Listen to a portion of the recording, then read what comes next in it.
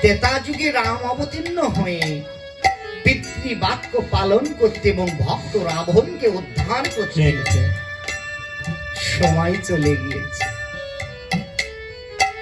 ভক্ত চলাতে পারেনি, এই মধুর হরিনাম দিতে পারেনি, দিতে পারিনি।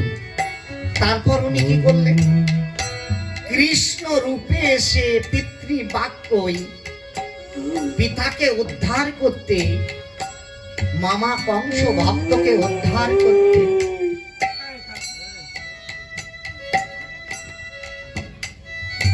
কি করলেন?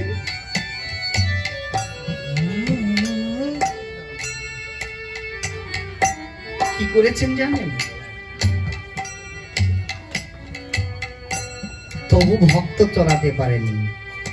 মারামারি, হুড়োহুড়ি, রাজ্য নিয়ে ধর্মকে প্রতিষ্ঠা করতে আর অধর্মকে বিনাশ করতে ধর্মরাজ যুধিষ্ঠির পাণ্ডব পুত্রকে সিংহাসনে বসিয়ে মানুষের জ্ঞান বিবেকের দ্বারাই কুরুক্ষেত্রের মাঠের ভাবনাকে দূর করে দিয়েছিল। মনে করেছেন কুরুক্ষেত্রের মাঠটা ওই পর্যন্ত শেষ, সমাপন হয়নি। কেন জানেন? কুরুক্ষেত্রের মাঠটাই হলো সংসার। এই কুরুক্ষেত্রের মাঠটা হলো সংসার। এই সংসারে দেখেন ভাই ভাইকে চেনে না, মা বোন, কাকা কাকিমা, জ্যাঠা জেঠিমা, ঠাকুমা ঠাকুরদাদা সহ দেখেন আত্মীয়ের মধ্যেই এমন একটা কুরুক্ষেত্রের মাঠের মতন হিংসায় পরিণত হয়েছে যে ঠাকুরদাদার সম্পদ ৬টা ভাগ হয়ে পাঁচিল টানা হয়ে যাচ্ছে। তাহলে আমরা কি কুরুক্ষেত্রের মাঠটা শেষ করতে পেরেছি? এখনো কুরুক্ষেত্রের মাঠ আছেই।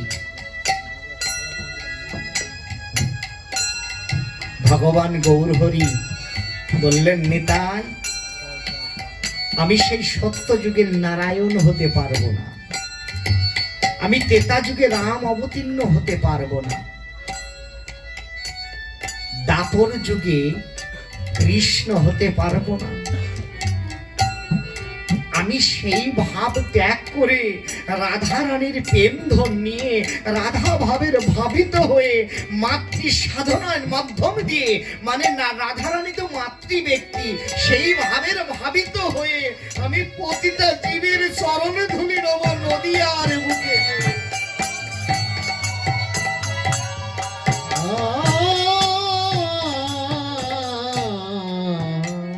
আমি হরি বলবো তুই বাহু তুলে, বালক বৃদ্ধ যুব নারী, আমি কাউকে দেখে নয়, কোনো হিংসা নয়, আমি যাকে পাবো আমি তাদের চরণটা ধরবো। আমাকে আঘাত করো, যেন ভক্ত আঘাত পায় না। কেন? বৃন্দাবনের শ্রীমতী রাধারানী বলেছিলেন এ কথা। কষ্ট ভাষায় উল্লেখ করলেন, কোথায় যেন বৈবত্য প্রাণে শ্রীমতী রাধারানীর রাস নিয়ে বলেছিলেন।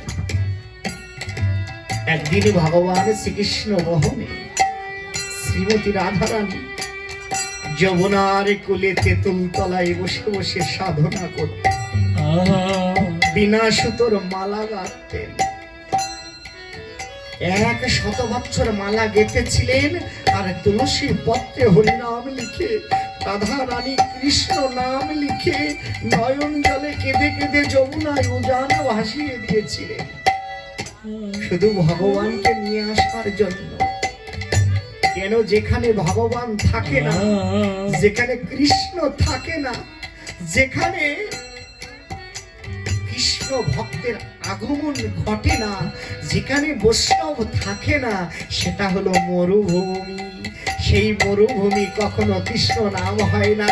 আর ওই মরুভূমিতে কৃষ্ণকে আয়ান করে, কৃষ্ণকে ডেকে নিয়ে এসে হৃদয় মাঝে উপস্থিত করে ভগবানের নামটা ভগবানই করে। আমার কি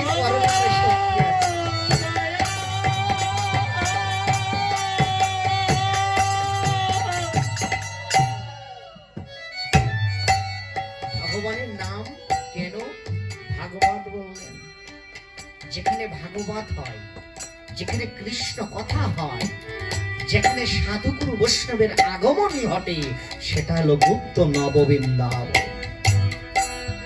যে বৃন্দাবনের খবর সাধুগুরু বৈষ্ণব মুনি গণিরাও জানে না, দেবতারাও জানে না। যারা কনে জানো, যাদের হৃদয়েতে আমি বিরাজ করি, সেই বৈষ্ণবই জানে যে সেটা গুপ্ত নববৃন্দাবন। তাহলে যেখানে গুপ্ত নববৃন্দাবনে কানা খোড়া বোবা ন্যাংরা বালকে বৃদ্ধ যুবনারী যারাই উপনীত হয়, আজ এখানে যারা উপনীত হয়েছেন সকলেই বৈষ্ণব চূড়ামণি, কাউকে বাদ দেওয়ার মতো শক্তি কাউকে নেই। কেন? ওই যে বললেন গুপ্ত বৃন্দাবনে আছে যারা যারা বৈষ্ণব চূড়ামণি, তারা তারা। আপনারা সকলেই বৈষ্ণব। তাই শ্রীমতী রাধারানী বলেছিলেন, প্রভাতী হয়ে আসছে তো, শোক পাখি ডেকে উঠেছে। শ্রীমতী রাধারানী পুষ্পের পাত্রটা নিয়ে উঠতে যে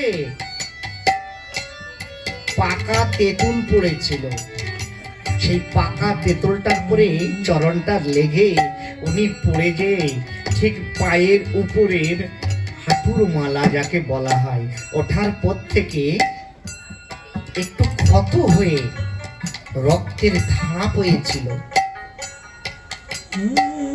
রক্তের ধারা যখন পড়েছে, রক্তের ধারা যখন পড়েছে, ঠিক হাঁটুটা এভাবে ধরে রাধারানী গোবিন্দের কাছে বলছে, গোবিন্দ, যারা নতুন ভক্ত হয়েছে, যারা কৃষ্ণ ভক্ত, তারা যদি আমার মতন আঘাত পায় তোমার নাম করবে না।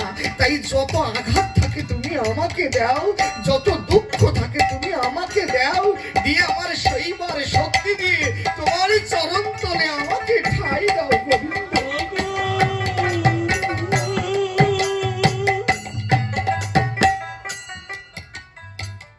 যত কষ্ট হোক না কেন, আমি তোমাকে ভুলবো না, আমি তোমাকে ছেড়ে যাব না।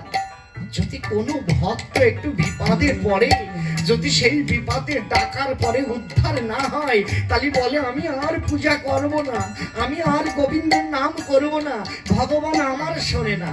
তুমি সেই ভক্তকে কৃপা লাভ করিয়ে তোমার পথ পরিদর্শন করাও ঠাকুর।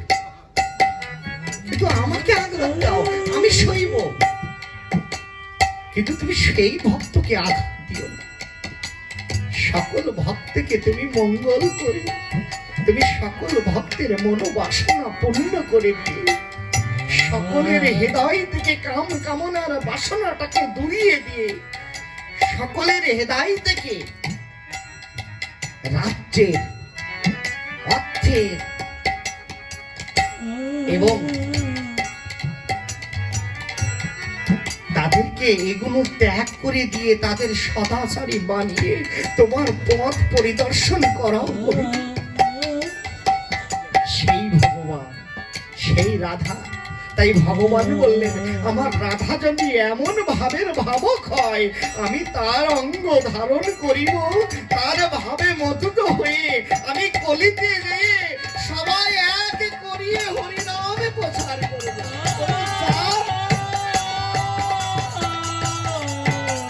কোনো পাতের বিচার থাকবে না, কোনো জাত পাতের বিচার থাকবে না, কলিতে সব এক হয়ে যাবে।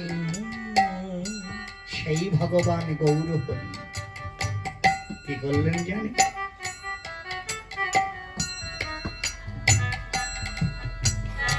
ভগবান আমার হরি নাম করছে, কৃষ্ণ নাম করছে, দুই বাহু তুলে সেখানে নিত্যানন্দ সহ অদ্বৈত আচার্য, 64 মহন্ত, দাদাস গোপাল পঞ্চপুত্র সহ সকলে উপনীত ছিলেন। এই হরিনামের মধ্যে ভগবান গৌর হরি দুটো বাহু তুলে হরিনাম করছে, কৃষ্ণ নাম করছে শুধু জীবের জন্য। বদনে কি বলছে জানেন? ওরে যার মুখে ভাই হরি কথা না তার কাছে যেন সেও নারী ভাই। ওরে যারে কাছে ভাই হরি কথা না তার কাছে যেও না গো ভাই। যার মুখে ভাই হরি কথা নাই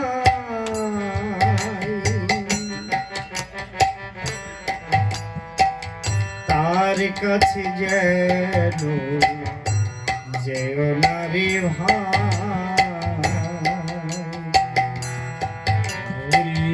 যারে কাছে ভাই হরি কথা না তার কাছে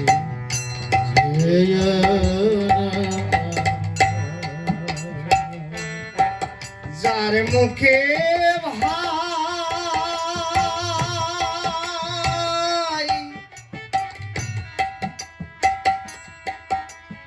হরি ধ্বনি পাওয়া যায়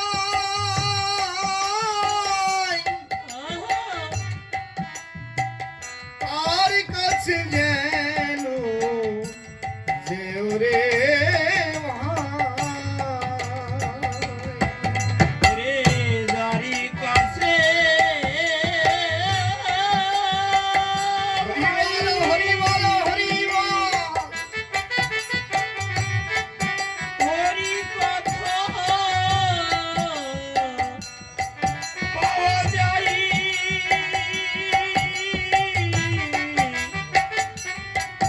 তারি কাছে তোরা অগজ জয়া ভাই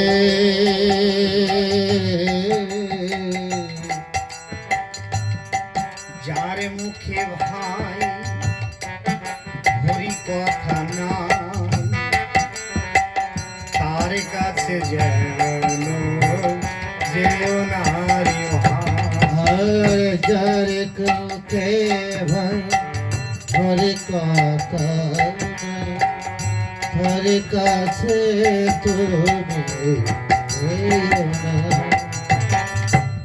হরি নামের নীতি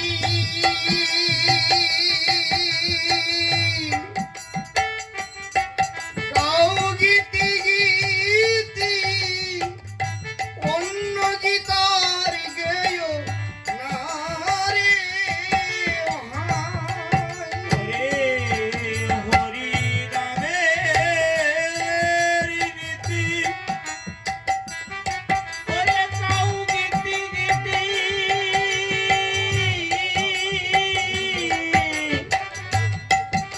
অন্য নামা গয়না প্রেমানন্দে বাহু তুলে প্রেমানন্দে বহুত এ প্রেমানন্দে ওরে বাহু তুলে বলো নিতাই বউ দের না যার মুখে ভাই হরি কথা না তার কাছে যেন যেও না রে ভাই। আর যারে মুখে ভাই হরি কথা নাই তার কাছে যেও না গো ভাই।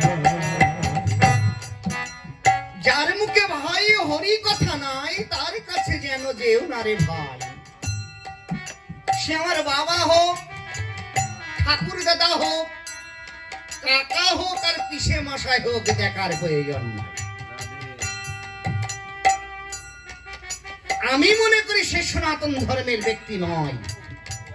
কেন? কৃষ্ণনগর নাম শুনেছেন, দোলখোলায় শ্রীমদ ভাগবত পাঠ করতে গিয়ে দেখি আমার বাবা ধুতির কুচিটা মুড়িয়ে পকেটে গুজে তারপরে উত্তরাটা দিয়ে ঠিক ভাগবতের সামনে বসেছে, কিন্তু আমার বাবার গলায় মালা নেই। ছেলে হয়ে তো বাবাকে অপমান করে তাড়ানো যায় না, যায় কেন? সকল বৈষ্ণবের পাক পদ্মে যাবার আগে 6টা কৃপার প্রয়োজন হয়, আর 6টা কৃপা যদি না হয়, তো যতই আমি মোটা মোটা মালা গলায় দিই না কেন, যতই আমি বৃন্দাবনের শ্রীমতী রাধারানীর ভজন করি না কেন, কোনোদিন গোবিন্দের চরণ পাবো না, পাবো না, পাবো না। কেন জানেন?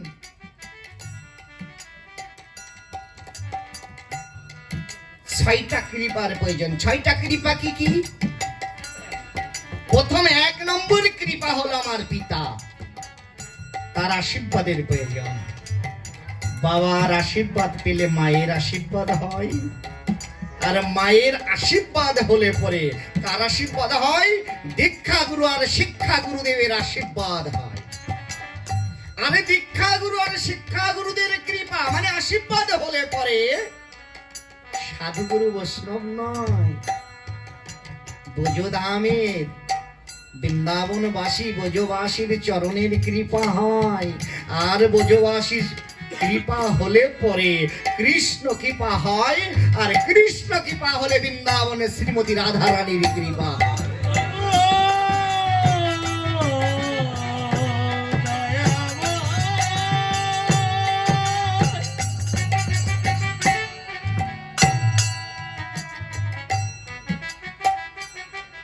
কেন জানেন?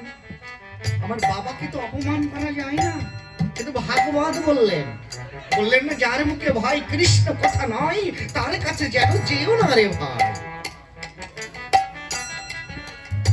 ছেলে মহারাজ তো নাম শুনেছি, যে আমার ছেলে আসছে সামনে বসেছে ধুতির কুচিটা দিয়ে, কোনো মূল্য নেই। কেন? ভাগবত বললেন, ভাগবত বললেন কি জানেন? যার কণ্ঠেতে তুলসীর মালা নেই, যে দীক্ষা শিক্ষা মন্ত্র গ্রহণ করেনি, কোন বৈষ্ণবের সন্নিকটে সাধু সঙ্গে বৈষ্ণব সঙ্গে উপনীত হয়নি, তার হাতের 1 গিলাস জল কুকুরের পিচ্ছাপের সমতুল্য।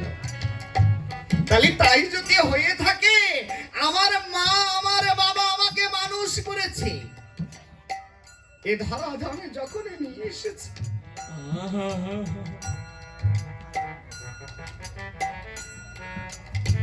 এ ধরাধামে যখন আমাকে নিয়ে এসেছে, আমার বাবা মৃত্যু শয্যায় সজ্জিত,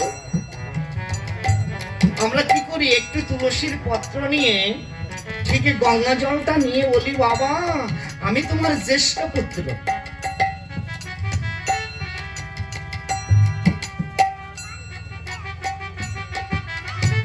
আমার জ্যেষ্ঠ পুত্র আমি, বলে জলটা যখন দিতে যায় বলে না বাবা মৃত্যু শয্যায় সজ্জিত।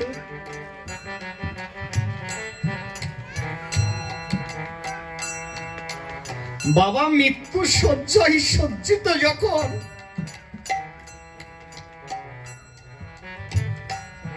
আমার বাবার মুখের কাছে জল নিয়ে যে বলছি, বাবা আমি তোমার জ্যেষ্ঠ পুত্র, তুমি একটু জল নাও, আমি তো তোমার কিছু দিতে পারিনি, তুমি একটু জল নাও ঠাকুর। কিন্তু আমি যে গীতায় বললেন, যার মুখে কৃষ্ণ কথা নাই, যার কণ্ঠে তুলসীর মালা নাই, যার তুলসীর মালা নাই, তার হাতের এক গিলাস জল কুকুরের বিশ্রামের সমতুল্য, তাহলে আমি কেমন পুত্র যে আমার বাবা সারা জীবনের মতন চলে যাচ্ছে, আমার বাবা কোনোদিন খেতে চাবে না, আর কাপড় চাবে না, আমার পাশে বসবে না, আমার কথা বলবে না, সারা জীবনের মতন চলে যাচ্ছে, আর আমি তার কেমন পুত্র যে আমার বাবার সামনে আমি মিথ্যে কথা বলছি, বাবা এই নাও এক গ্লাস জল নয়, এক চামচ জল নেও। কেন? বাবার সামনে সারা জীবন চলে যাচ্ছে, একটু সত্য কথা বলা যায়নি যে বাবা আমার গলায় মালা নেই, আমি দীক্ষা শিক্ষা মন্ত্র গ্রহণ করিনি, আমি কৃষ্ণ নাম করতে পারিনি, তাই আমার দ্বারাই তো তোমাকে জল দেওয়ার মতন শক্তি হয়নি, তাহলে আমি তোমাকে বিষের বদলে জলের বদলে বিষ দিলাম।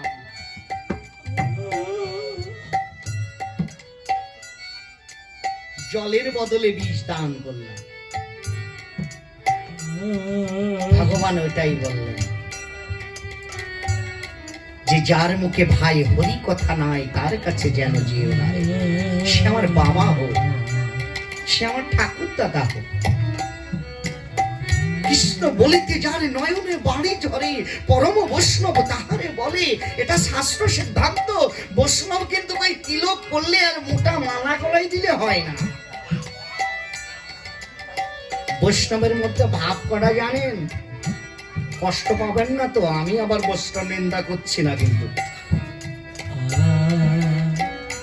আমি আমার মতন গোপাল মহারাজের কথা বলছি, মানে আমার কথা বলছি। আমি তিলক কেটে মোটা মোটা মালা গলায় দিয়ে আজ কৃষ্ণ ভাবাবন্য বেশে আমি কি করলাম, আমি কি করছি? দুইটা বৈষ্ণব মানে দুইটা গুরুদেব, একটা হলো কাঁচা গুরু, একটা পাকা গুরু। কাঁচা গুরুর ভাবটা কি? মন্ত্র নেবার আগে ফদ্দ কষে যারা যারা কাঁচা গুরু তারা তারা। কেন? কাম কামনার বাসনায় তারা ফদ্দ কষতে থাকে। আর যারা পাকা গুরু তারা কি করে জানেন? তারা পায়ে হেঁটে বিনামূল্যে তিল তুলসীর পত্র দিয়ে প্রতিটা জীবের দ্বারে দ্বারে হরিনাম বিলিয়ে বেড়ায়। তিনারাই তো কলিযুগের মহাবৈষ্ণব, এটাই ভাগবতের।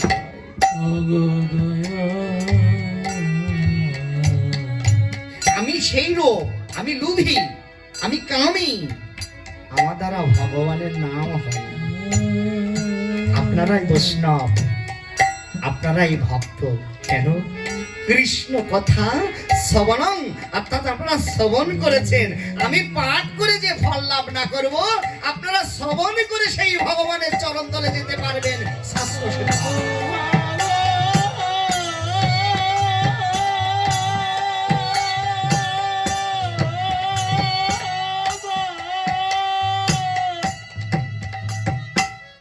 নিতাই আমার গৌর আমার হরি নাম প্রচার করেছেন প্রতি জীবের দ্বারে দ্বারে, কাউকে বাদ দেয়নি।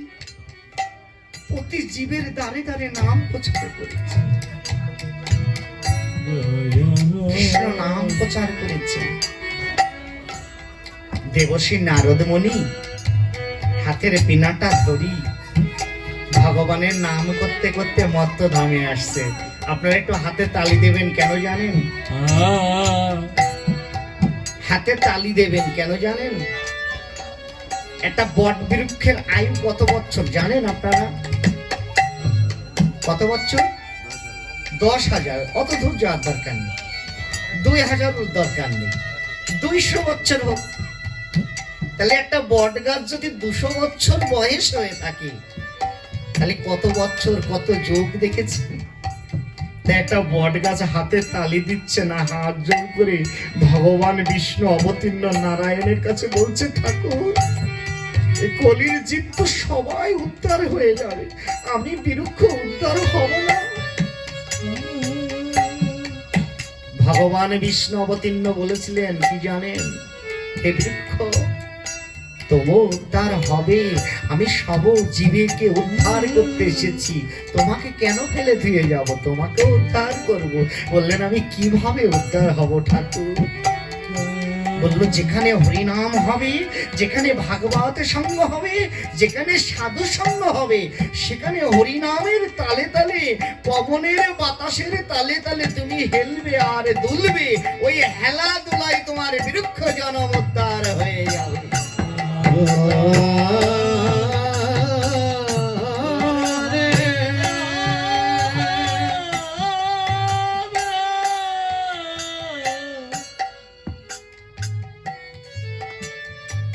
আর যারা শ্রেষ্ঠ জীব, সকল জীবের শ্রেষ্ঠ জীব, সেটা হলো মানুষ।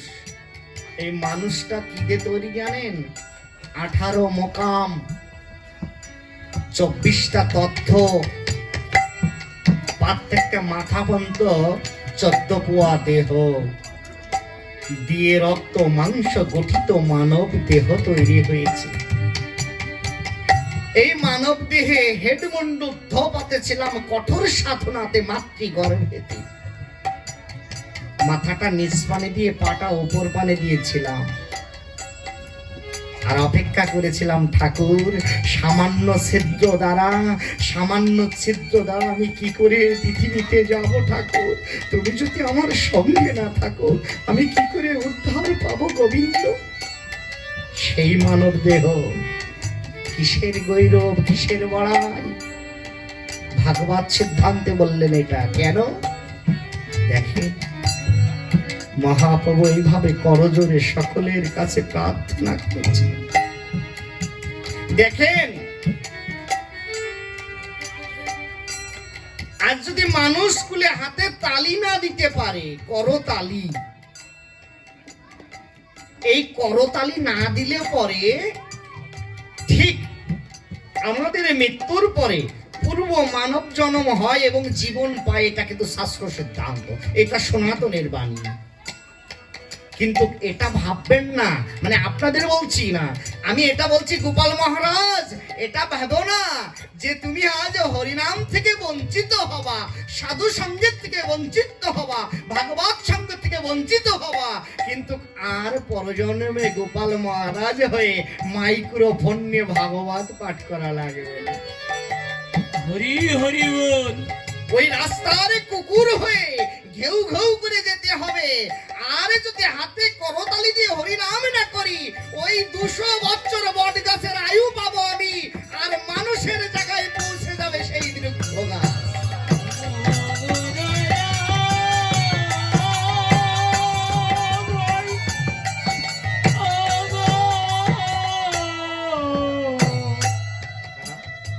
তাই নারদ মুনি হাতের বীণাটা নিয়ে হরিনাম করতে করতে আসছেন কোথায় জানেন?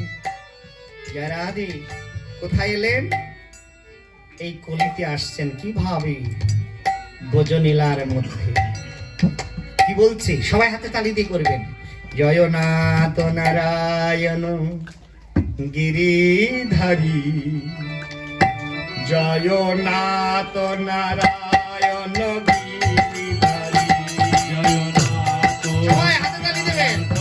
গিরিধারী, গিরিধারী জয় গিরিধারী। নাথ নারায়ণ গিরিধারী, গিরিধারী জয় গিরিধারী। হে নাথ নারায়ণ গিরিধারী, গিরিধারী জয়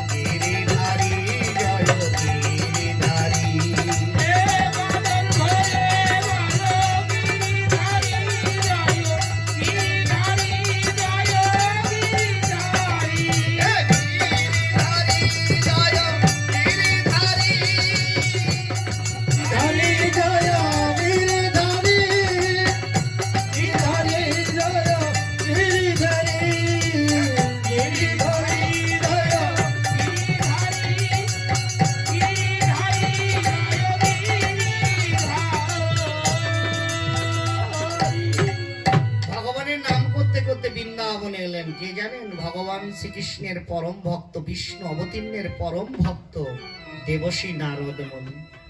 নারদমণি হাতের বীণাটা নিয়ে হরিনাম করতে করতে বৃন্দাবনে এসে দেখেন শ্রীমতী রাধারানী নয়নে জলে কেঁদে কেঁদে বুক ভাসাচ্ছেন। কোথায়? ভগবান কে পাবার জন্য, গোবিন্দকে পাবার জন্য শ্রীমতী রাধারানী যমুনার কুলে বসে বসে নয়নে জলে কেঁদে কেঁদে বুক ভাসাচ্ছে আর বলছে কি জানো? ভগবান তুমি কোথায়? একবার এসো ঠাকুর, এই মরুভূমি বৃন্দাবনে একবার কৃপা করে এসো। প্রতিটা জীবের দ্বারে দ্বারে তুমি একবার কৃপা করে এসো ঠাকুর। বৃন্দাবনে বোঝো মাঝে তুমি একবার কৃপা করে এসো গোবিন্দ। তুমি যদি না আসো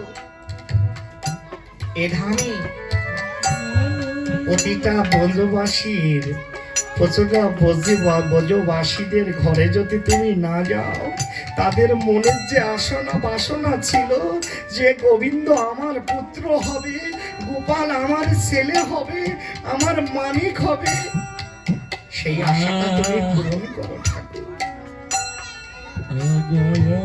সেই ভগবান অনাদি গোবিন্দ কৃপা করে বৃন্দাবন ছাড়া আছে তো 100 বছরের জন্য বৃন্দাবন ছেড়ে চলে গিয়েছে। কোথায়? তারকা রাজ্যে। তারকাই ছিলেন, ওই তারকার রাজা ছিলেন, রাজা অধিপতি ছিলেন। সেই জমিদারি সোনা দানা মানিক মুক্ত হীরা কাঞ্চন কোনোটা অভাব ছিল না, কিন্তু অভাব ছিল ভগবানের কি, যে রাজ সিংহাসনের পরে বসে হাতের পরে হস্তের পরে মুখটা নিয়ে অঝরে নয়ন জরে ভেসে যাচ্ছে। পেছন থেকে রক্ষিণী ছুটে এসে বলছে, গোবিন্দ, ও গোবিন্দ, তোমার কিসের অভাব হয়েছে ঠাকুর? তুমি একবারে বলো না যে তুমি নয়নে জলে ভেসে যাচ্ছ।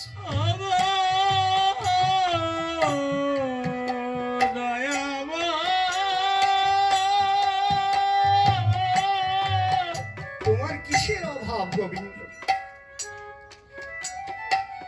ভগবান শ্রীকৃষ্ণ হাতটা লাভিয়ে রক্ষিণীকে বলছে, রক্ষিণী, আমার অভাব কি জানো? আমার সোনা দানা মানিক মুক্ত হীরা কাঞ্চন বাড়ি গাড়ির অভাব নেই। আমার অভাব কি জানো? আমার অভাব হলো আমার বৃন্দাবনের গৌর নাই রাধা ভক্তের অভাব, আমার ভগবানের ভক্তের অভাব।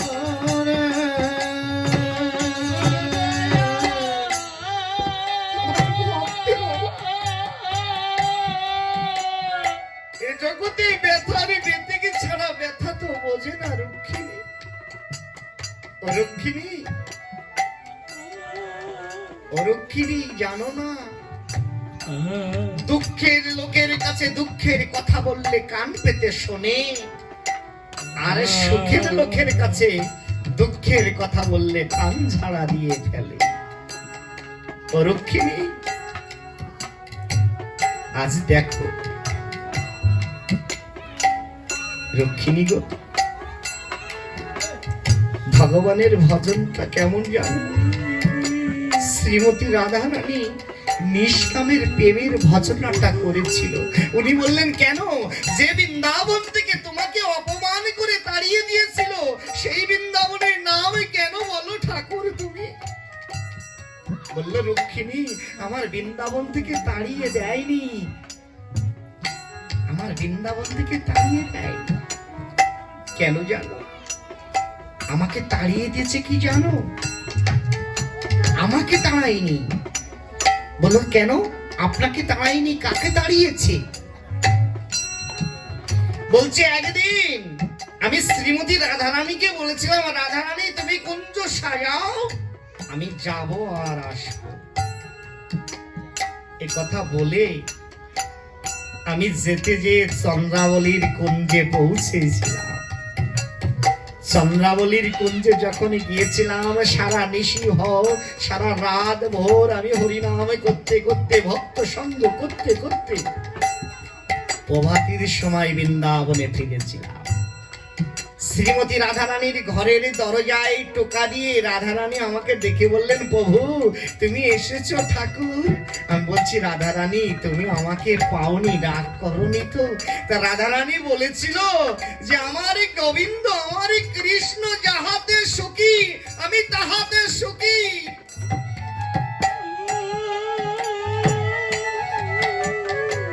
আমি তাহাতে সুখী। এ বলে রাধারানী আমার নয়ন জলে কেটে আমাকে চরণ ধৌতা করেছিল। ঠিক 5 থেকে 10 মিনিট পর চন্দ্রাবলীর সখী পদ্মাবতী এসে বললেন, পদ্মা, রাধারানী দরজাটা খোলো না দেখি। রাধারানী দরজাটা খোলার আগে রাগ করেছিল যে সবে মাত্র ভগবান এলো, সবে মাত্র কৃষ্ণ এলো, আবার চন্দ্রাবলী পাঠিয়ে দিয়েছে পদ্মাকে কৃষ্ণকে ডেকে নিতে। মনে মনে রাগ করেছিল। দরজাটা খোলার পরে, পদ্মা তুমি কেন এসেছো? কেবল সবে মাত্র কৃষ্ণ এলো। বললেন, আমি কৃষ্ণকে খুঁজতে আসিনি। বলছে, কেন? তুমি কাকে খুঁজতে এসেছো? সারা রাত প্রভু কৃষ্ণ আমাদের গৃহেতে হরিনাম করেছিলেন, নৃত্য করেছিলেন। ওই নৃত্য করতে করতে আমার সখী চন্দ্রাবলীর কানের সোনাটা কৃষ্ণের গায়ে বেঁধে, বসনে বেঁধে চলে এসেছে। তাই মনে মনে ভাবলাম মনে হয় সোনাটা কৃষ্ণের গায়ে আছে, তাই সোনাটা খুঁজতে এসেছে। জয় গৌর হরি। যখন এ কথা বলেছেন, শ্রীমতী রাধারানী কৃষ্ণের কাছে যে বললেন, গোবিন্দ তোমাকে বৃন্দাবনের আর কোনো প্রয়োজন নেই। বলল, কেন? তুমি না বললে যাহাতে সুখী আমি তাহাতে সুখী, আমার বৃন্দাবনে কেন প্রয়োজন নেই? তা বললো, হ্যাঁ ঠাকুর, কেন প্রয়োজন নেই জানো? যার ভিতরে লোভ, যার ভিতরে লালসা, যার ভিতরে কাম কামনার বাসনা, যার ভিতরে হিংসা নিন্দা থাকে, সেই ভক্তের সঙ্গ করে এই বৃন্দাবনে নিষ্কাম বৃন্দাবনে কলঙ্কিত করবেন না ঠাকুর।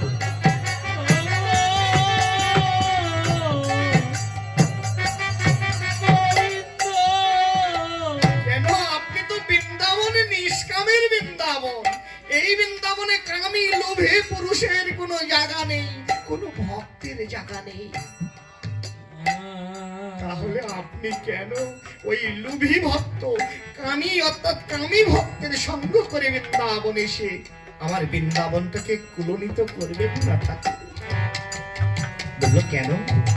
তো বলছে, ঠাকুর যার গৃহীত কৃষ্ণ বাস করে, যার গৃহেতে কৃষ্ণ হরিনাম করে, সকালবেলা যদি কৃষ্ণ চলে যায়, সেই শোকে কাতর না হয়ে, সেই শোকে চোখের জল না ফেলে যে স্বর্ণ খুঁজতে পাঠাই বৃন্দাবনে, সেই লোভী ভক্তের সঙ্গ বৃন্দাবনে চাইলে ঠাকুর।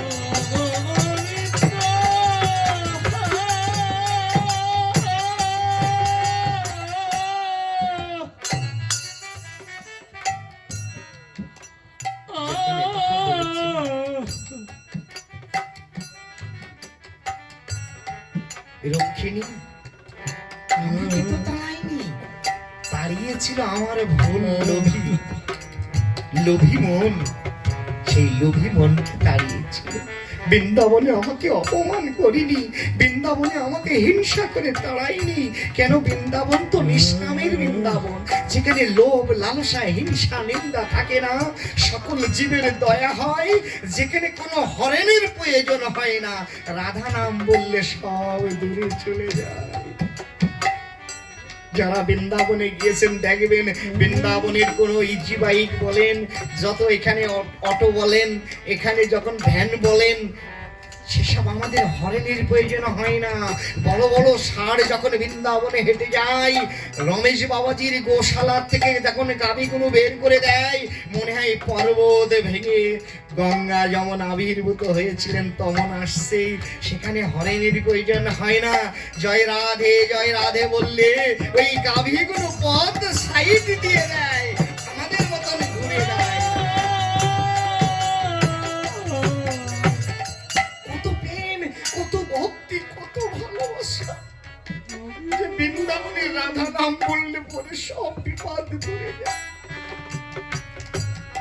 ভাগবত বললেন বৃন্দাবনে কোনোদিন কোনো ভক্ত না খেয়ে থাকে না। কিন্তু আমি 2001 সালে আমি না খেয়েছিলাম 7 দিন। কাঁচা লঙ্কা আর মুড়ি সেবন করেছিলাম, সেবা করেছিলাম। একদিন আমি যমুনার ঘাটে বসে বসে বলছি, ভগবান, রাধারানী, শুনেছি বৃন্দাবনে কেউ অন্ন বিহনে থাকে না, বৃন্দাবনে কেউ উপোস থাকে না, কেন আমাকে না খাইয়ে রেখেছো? হঠাৎ করে দেখা হলেন রমেশ বাবাজির, তারপরে দেখা হলেন মুরালী মোহন বাবাজি মহারাজের। মুরালী মোহন বাবাজির বলেছিলাম, বাবা, বৃন্দাবনে শুনেছি উপোস থাকে না, কেউ না খেয়ে থাকে না, আমি তো অন্ন পাইনি। মুরালী মোহন বলেছিল, বাবা, তোমার মনে হয় রাধা রানীর এখনো নয়ন না, তোমার পানে এখনো তাকাইনি, ফিরাইনি। তুমি যমুনার কুলে বসে থাকো, দেখো রাধারানীর অবশ্যই কৃপা হবে।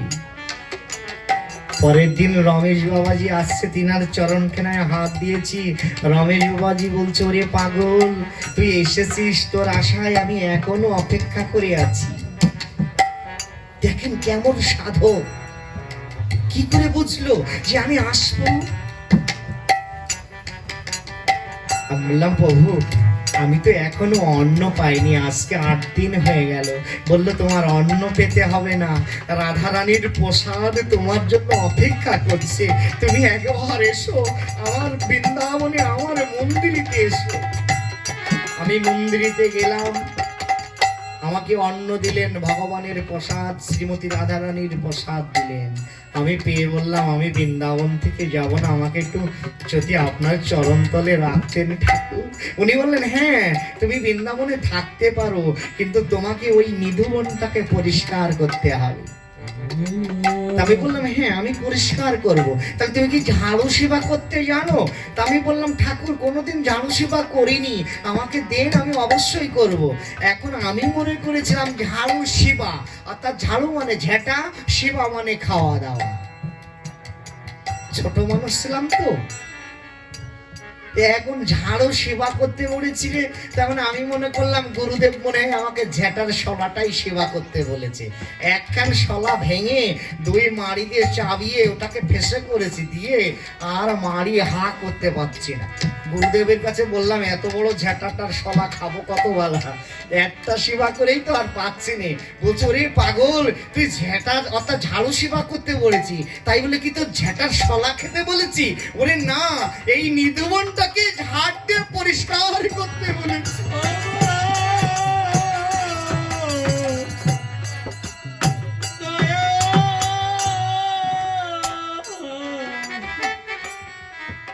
এভাবে 64 প্রকারের সেবার প্রয়োজন হয়।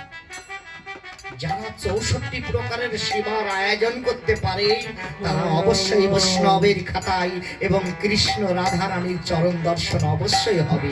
64 প্রকারের সেবাটা কেমন? পুষ্প তোলা এক সেবা, গোবিন্দের জন্য মালা গাঁথা একটা সেবা, গোবিন্দের থালা পরিষ্কার করা একটা সেবা। এভাবে যদি 64 প্রকারের সেবা করতে পারেন, আপনাকে কৃষ্ণকে ডাকা লাগবে না, গোবিন্দকে ডাকা লাগবে না। অভ্যাসযোগ্য শ্রেষ্ঠ যোগ, তুমি অভ্যাসের পরিণত হও। যদি অভ্যাসটা ঠিক করতে পারো, ওই বৃন্দাবন ছেড়ে গোবিন্দ আসতে বাধ্য, যেমন গোলক ছেড়ে এসেছিলেন ভক্ত প্রহ্লাদের জন্য।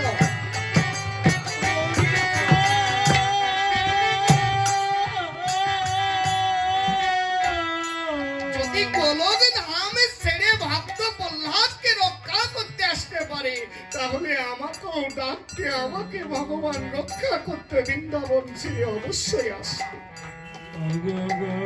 কেন এটা ভাগবত বললেন?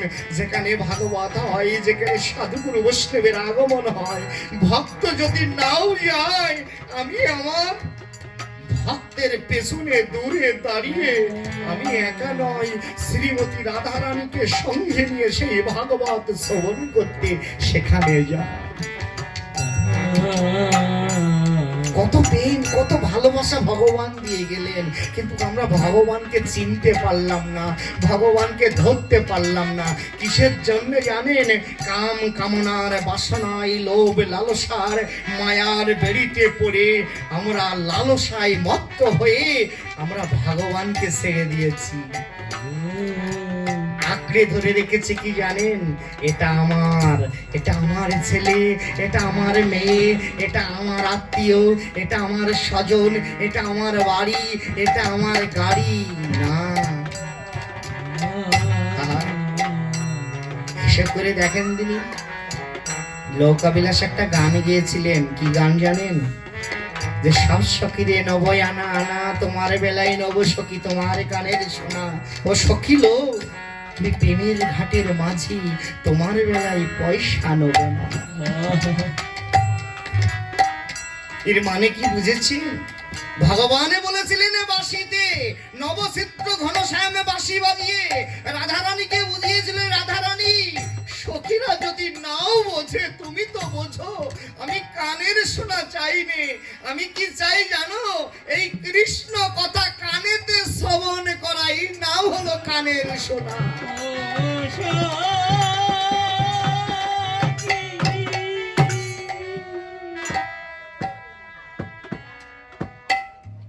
তাই ভগবান শ্রীমতী রাধারানী কি করেছিলেন জানেন? ভক্ত সঙ্গের জন্য, সাধু সঙ্গের জন্য নয়ন জলে কেঁদে কেঁদে বৃন্দাবনে বারবার ডেকেছিল। আর কি বলেছে জানেন? ওগো ঘন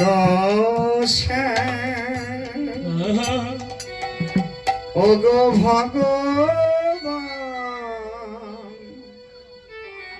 তুমি কোথায় ও ভগবান? ওগো ভগবান, ওগো ঘনশ্যাম, ওগো তুমি কোথায়? ওগো ভগবান,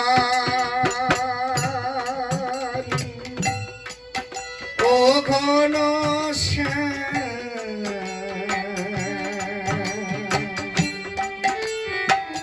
কোথায় হে ভগবান?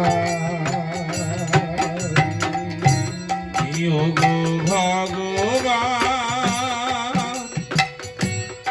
ওগো ঘনশ্যাম, তুমি কোথায়? ওগো ভগবান, কোথায় গেলে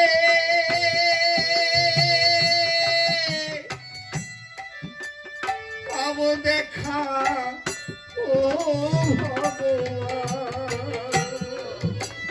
আমি কোথায় গেলে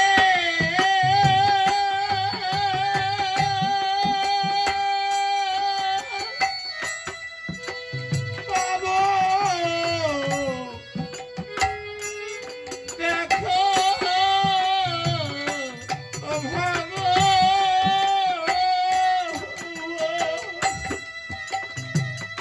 চোখের জলে মধুর বৃন্দাবনে তোমার চোখের জলে ওরে মধুর বৃন্দাবনে যমুনা যান যেই উজান, কোথায় পাবো হে ঘনশ্যাম? ওগো ভগবান, ওগো ভগবান, আহা নিতাই গৌর হরি বল হরি বল।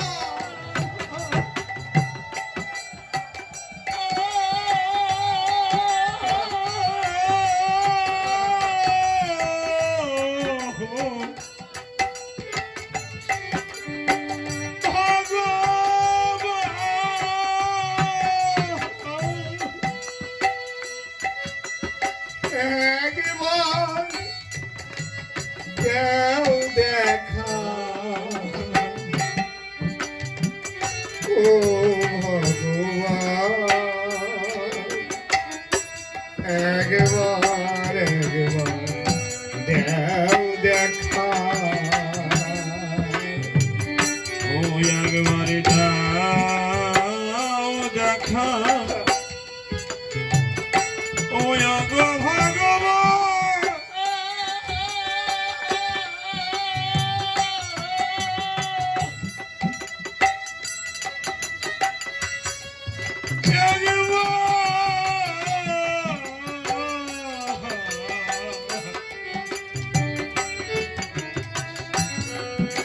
তুমি দাও দেখা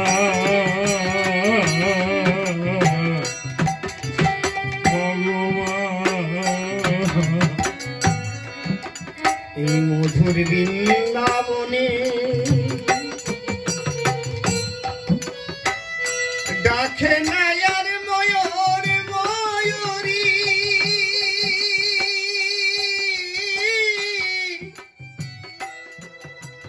বাজে না তোমার মোহন বাসি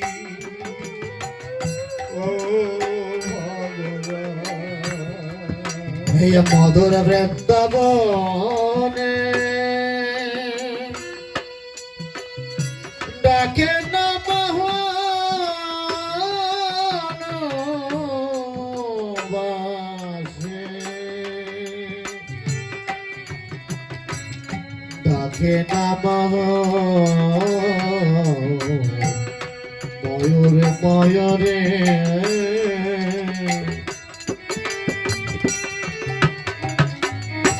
কৃপা করে দেও তোমার সাঙ্গা চরণ ধূলি কৃপা করে দাও হে তোমার চরণ ধনে আমি রাধা রানী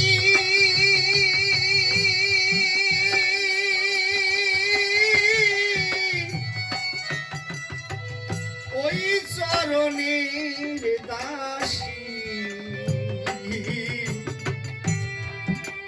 দেও দেও ভগবান তোমার চরণে ধুলি ওরে আমি রাধা রানী ওই শরণে শরণের দাসী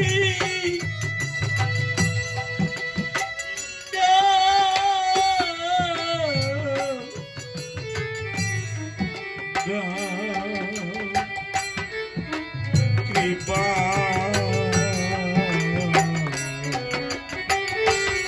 কৃপা করে কোথায় ঘন শ্যাম কোথায় ভগবান একবার দেও দেখা হে ভগবান কোথায় ঘন একবারে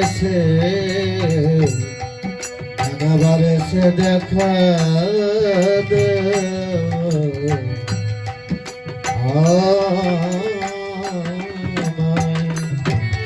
ওরে কোথায় আহা রাধে রাধে ডুলুর ধ্বনি সঙ্গের ধ্বনি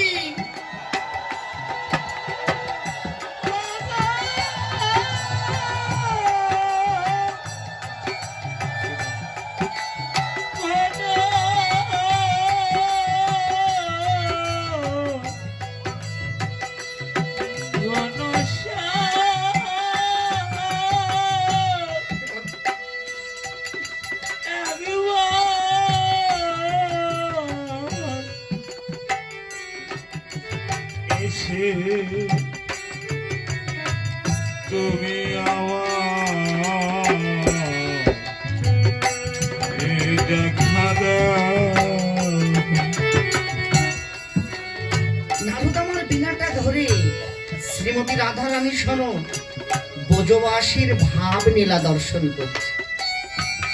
এই ভাব নীলা দর্শন করতে করতে ঠিক নারদমণি ভগবান বিষ্ণু অবতীর্ণ নারায়ণের কাছে যে বললেন, ভগবান বৃন্দাবনে এত ভালোবাসে তোমার, এত ভক্তি, এত প্রেম।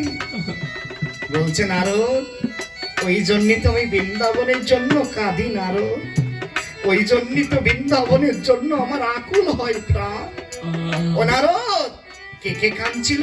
বৃন্দাবনের সবাই কাঁদছিল প্রভু, কিন্তু একজনে বেশি কাঁদে, কে জানো? অকারণে কারণে রান্না করতে চলতে ফিরতে কাঁদে, সে হলেন কে জানেন? শ্রীমতী রাধারানী। তা বলছে রাধারানী কাঁদে। ও নারদ, তাই কলিতে আমি রাধাকান্ত ভাব ধরব, ওই রাধা প্রেমের ঋণ শোধ করিতে কলিতে গৌর হয়ে যাব।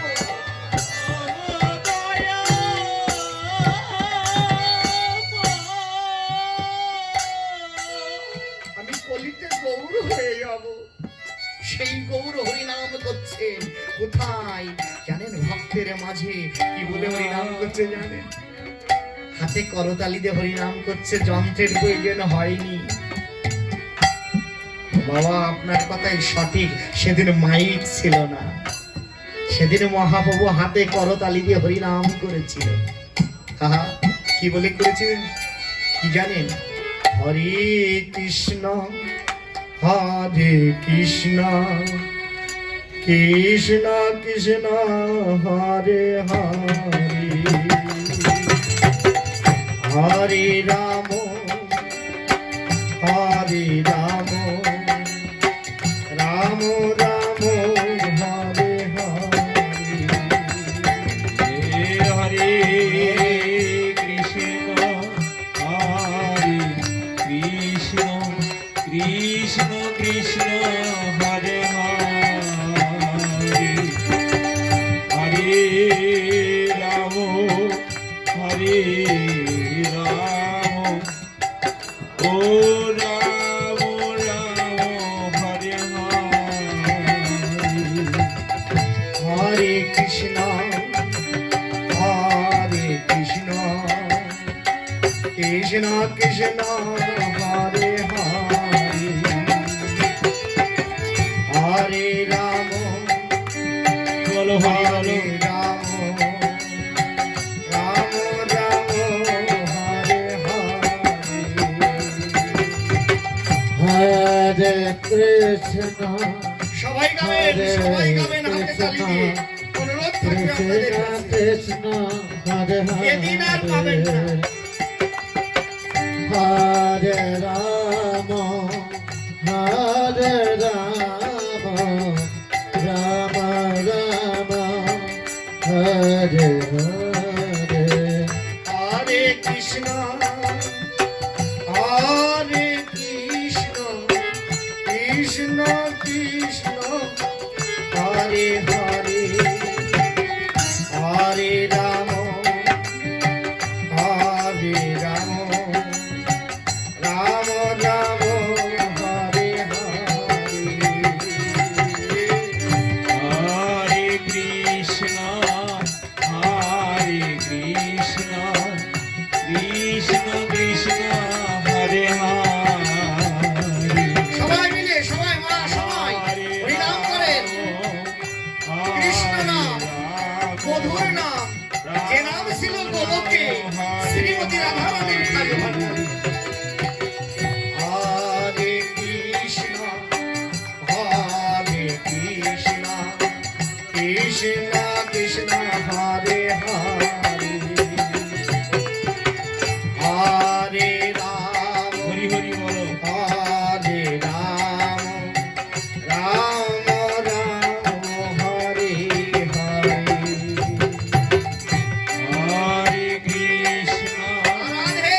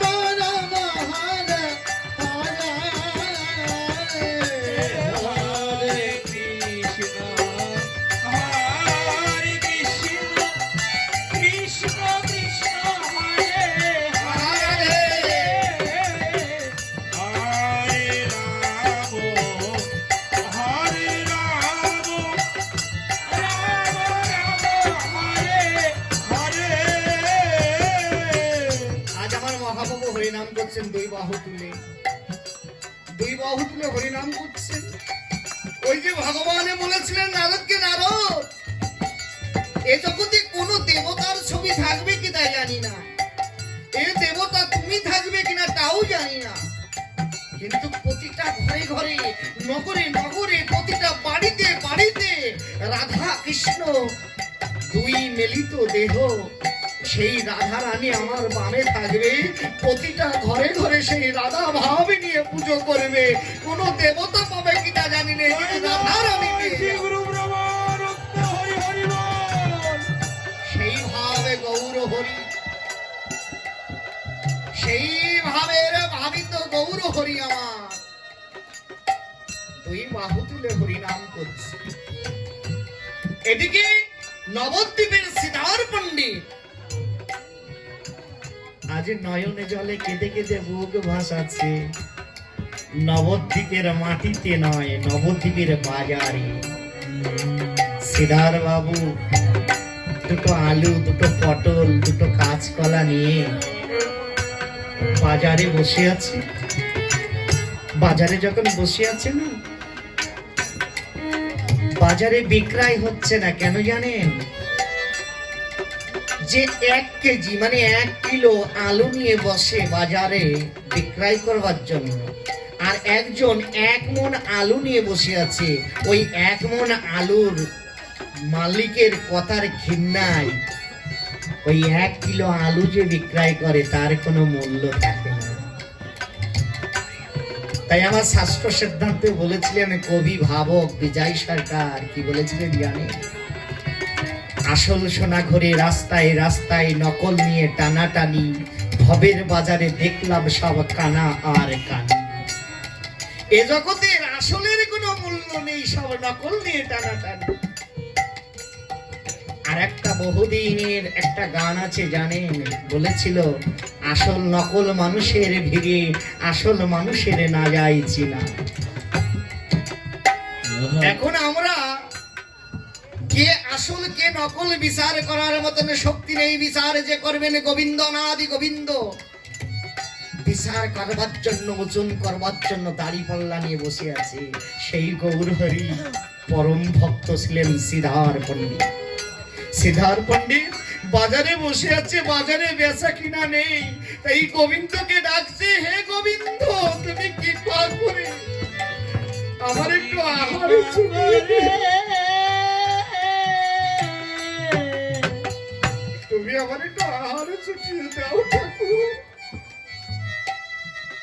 এদিকে মহাপ্রভু হরিনাম করছে, মহাপ্রভুর কণ্ঠ দ্বারা ভক্তের ডাক পৌঁছে গিয়েছে। বললাম না, সেই গোলক ধাম থেকে যদি ভক্তকে উদ্ধার করতে ভগবান আসে, তাহলে বৃন্দাবন ছেড়েও ভগবান ভক্তকে উদ্ধার করতে আসে। তাই ভগবান কর্ণেতে শ্রবণ করা মাত্র হরিনাম আর না করে নিত্যানন্দকে বলছে, নিত্যানন্দ তুমি হরিনাম করো ভক্ত সঙ্গে, আমার ভক্তের সেবার জন্য আমার বাজার করতে যেতে হবে। মহাপ্রভু থলেটা হাতে করে নিয়ে নবদ্বীপের বাজারে এদিক ওদিক তাকিয়ে দেখছে কোথায় সেই ভক্ত আমাকে ডাকছে। কিন্তু সিদ্ধার পণ্ডিত আমার হাতের করে মাথাটা নিয়ে অঝরে নয়নে জলে ঝরে যাচ্ছে। গোবিন্দকে ডাকছে, গোবিন্দ মা তুমি একবার কৃপা করো, হে বনমালী একবার কৃপা করো ঠাকুর, একবার কৃপা করো। কোথায় সত্যের ভগবান শ্রীহরি গদা পদ্ম শঙ্খ চক্র চতুর্ভুজী নারায়ণ তুমি একবার কৃপা করো। ঠিক সে মুহূর্তে মহাপ্রভু এসে বলছে, সিদ্ধার বলছে প্রভু কে? তা বলছে আমি নবদ্বীপে জগন্নাথ মিশ্রের পুত্র, আমার মার নাম শশী মাথা, আমার নাম নিমাই, আমি এসেছি তোমার কাছে কিছু বাজার করতে। বলছে ঠাকুর বাজার করতে এসেছো? ঠাকুর আমার কাছে তো বেশি খাও, অর্থাৎ বেশি সবজি নেই ঠাকুর। বলছে আমার এই সবজির প্রয়োজন নেই, যেটা কিনা লাগে না সেটা আমাকে এনে দাও। বলছে কি কিনা লাগে না? তা বলছে আমাকে একটু কলার মোচা, কলার থোর আর বনের কচুর শাক এনে দাও, আমি তাই নেবো। যা তোমার পয়সা লাগে না, তুমি আমাকে দাও, আমি তোমাকে পয়সা দিয়ে, আমি তোমাকে কড়ি দিয়ে কিনে নিয়ে যাবো। প্রতিদিন কলার মোচা আর কলার থড়ে নিয়ে ভগবানের জন্য নিয়ে আসতেন। কিন্তু শ্রীধর পণ্ডিত জানে না যে এই ভগবান, নিমাই পণ্ডিত ভগবান কলির জীবের উদ্ধার দাতা, যে সৃষ্টিকর্তা, যে পালন কর্তা, যে উদ্ধার কর্তা, সেই ভগবান অনন্তকালের ভগবান, অনন্ত শক্তিময় গোবিন্দ এসেছে কলির জীবকে তরাতে। আজ বৈষ্ণব দেশে শাস্ত্রে বললেন, কি বললেন? জীবের নিস্তার লাগিয়া, দেখেছেন, জীবের নিস্তার লাগিয়া নন্দ সুত গৌর হরি ভুবনেতে প্রকাশ হলেন গুরু রূপ ধরি। তাই ভগবান গুরু রূপ ধরে নিতাই আর গৌর এলেন দুটি। আজ মহাপ্রভু বলছে, বাজারটা করেছেন, করার পরে কলার মোচা থোল দিয়েছেন, মহাপ্রভু থোলের মধ্যে নিয়ে চলে যাচ্ছে। সে সময় পেছন থেকে কিছু বললেন না, পয়সা দিলেন না, মানে কড়ি দিলেন না। এভাবে একদিন, দুদিন, 3 দিন, 4 দিন করে নিয়ে যাচ্ছে। যাবার পরে ঠিক 7 দিনের মাথায় শ্রীধর পণ্ডিত নিমাই মহাপ্রভুর হাতখানা ধরে বলছে, প্রভু প্রতিদিন তো আপনি বাবু নিয়ে যান, আমাকে আজ কড়ি দেবেন না? মহাপ্রভু বলছে, শ্রীধর তুমি আমার কাছে কড়ি চাও, আজ আমাকে কলার মোচার থড়ে দাও। তোমাকে যেদিনে ভব নদীর ঘাটেতে পার হবে, সেদিন আমি মাঝি হয়ে তোমার বিনা কড়িতে পার করে নিয়ে যাব। সেদিন আমি তোমার মাঝে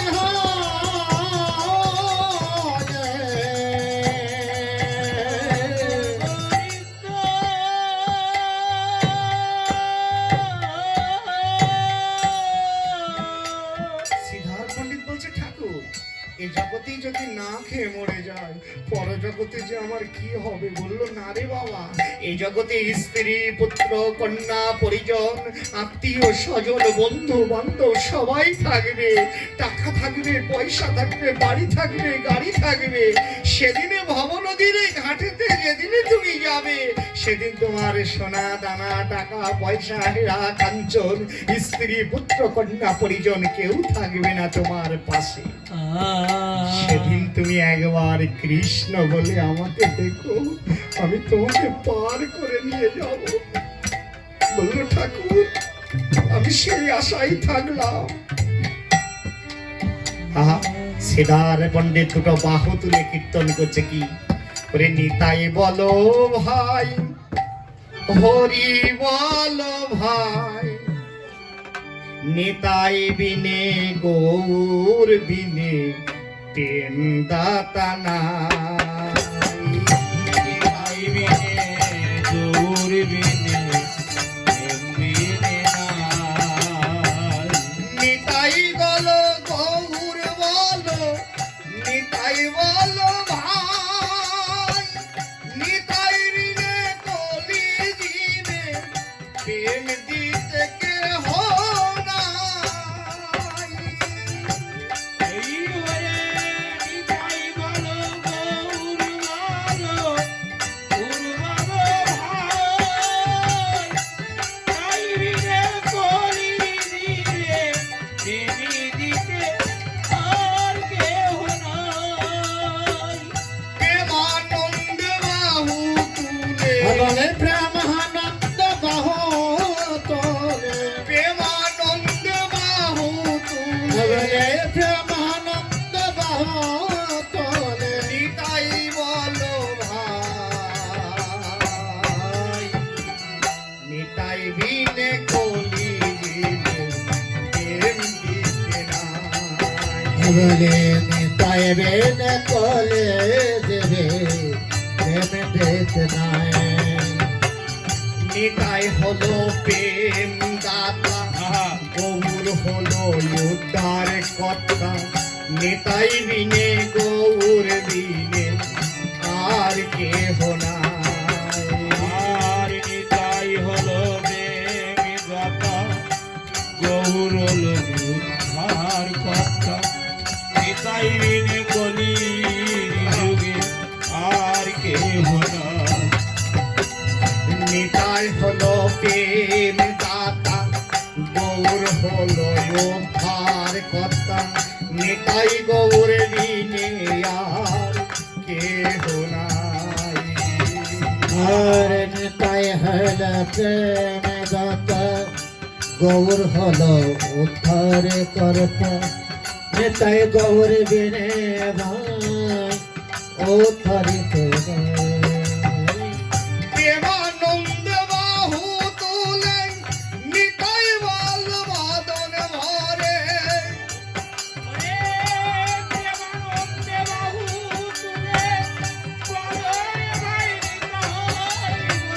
প্রেমানন্দ বাহু তুলে বাদন ভরে বলে সবে।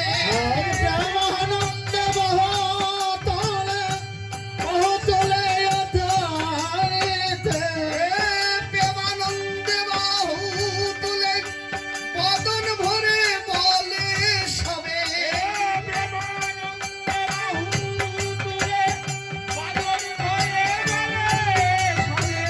নিতাই নিতাই নিতাই নিতাই গৌর গৌর গৌর ভাই। নিতাই নিতাই বলো সবে।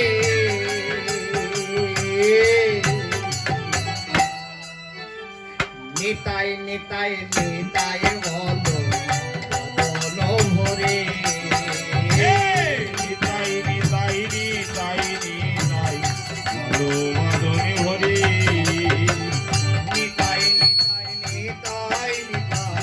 নিতাই বলো বদন ভরে। নিতাই তাই নিতাই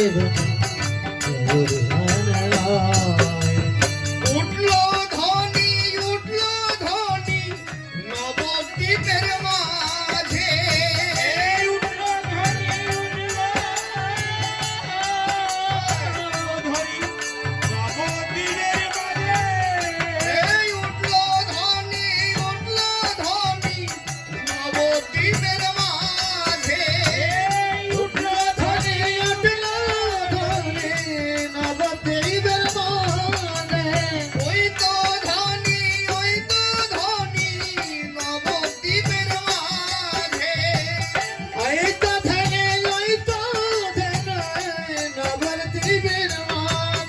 আর গুরুর ধ্বনি জয়ের ধ্বনি ওই তো ধ্বনি রে।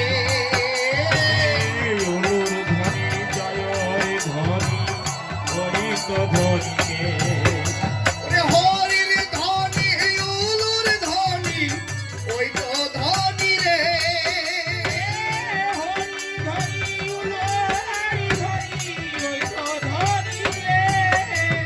নিতাই বিনে কলি জীবে আর কেহ নাই রে।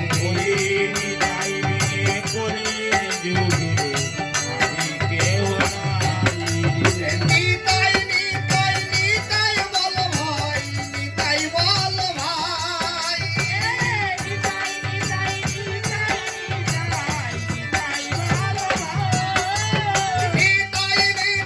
নিতাই নিতাই নিতাই বল ভাই।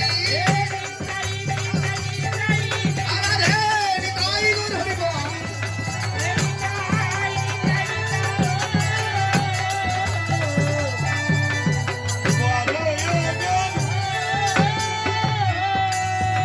শ্রীধর পণ্ডিত আমার নয়ন জলে কেটে কেটে মহাপ্রভুর গুণগান করছে যখন হরিনাম করছে।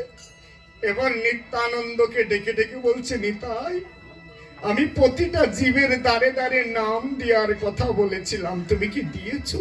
তো বলছে হ্যাঁ হে গোবিন্দ হে মাধব আমি নাম দিয়েছি প্রতি জীবের দ্বারে দ্বারে কাউকে বাকি রাখিনি ঠাকুর। তো বলছে কোথায় নাম দিয়েছো তুমি?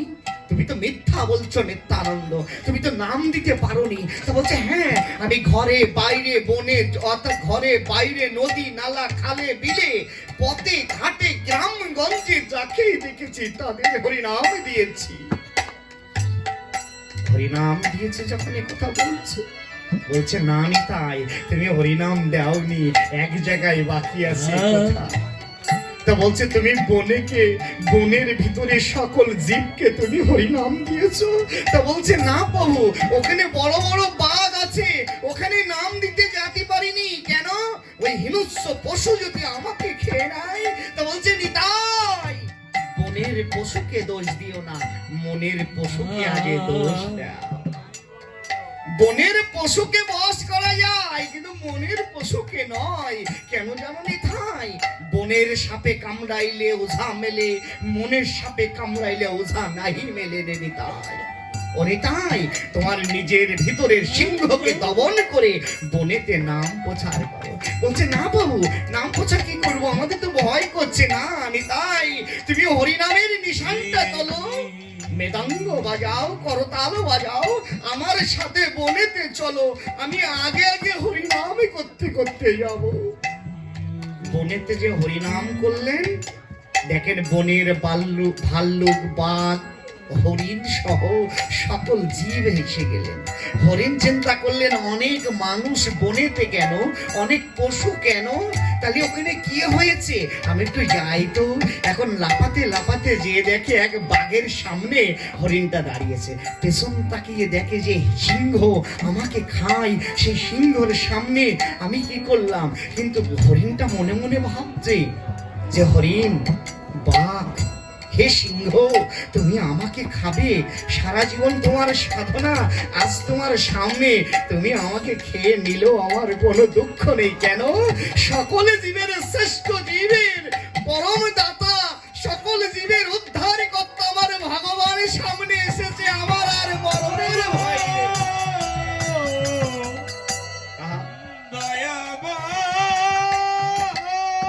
গৌরের প্রেম, গৌরের ভালোবাসা, নিতার আদর্শই অদ্বৈতের কৃপা হয়ে আজ বনের পশুর দ্বারাও নাম দিয়েছিল।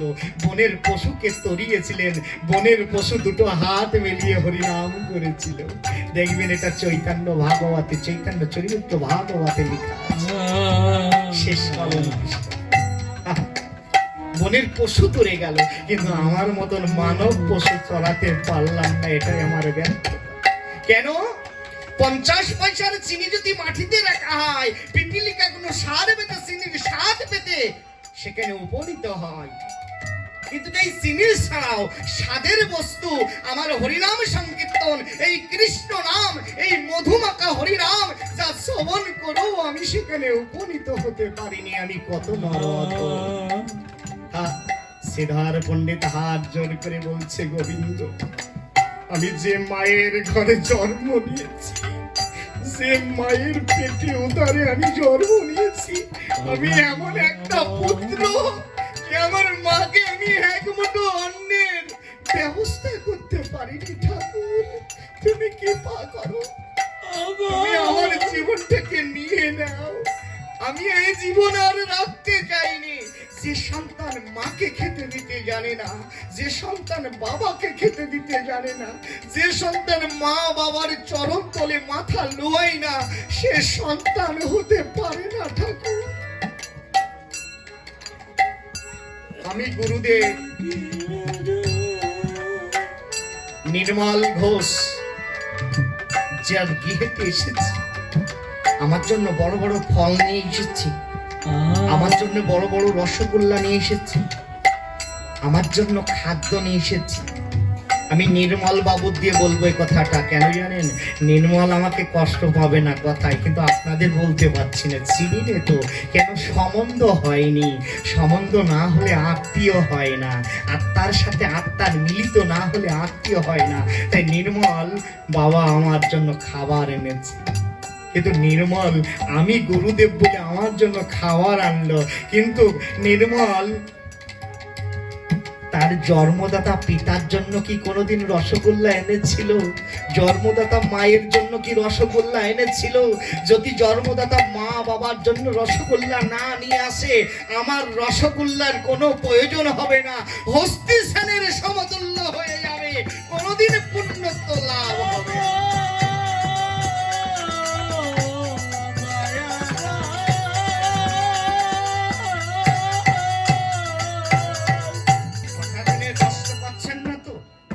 বলেন তো, কচুর মূর্তি রাজা কোন কচু?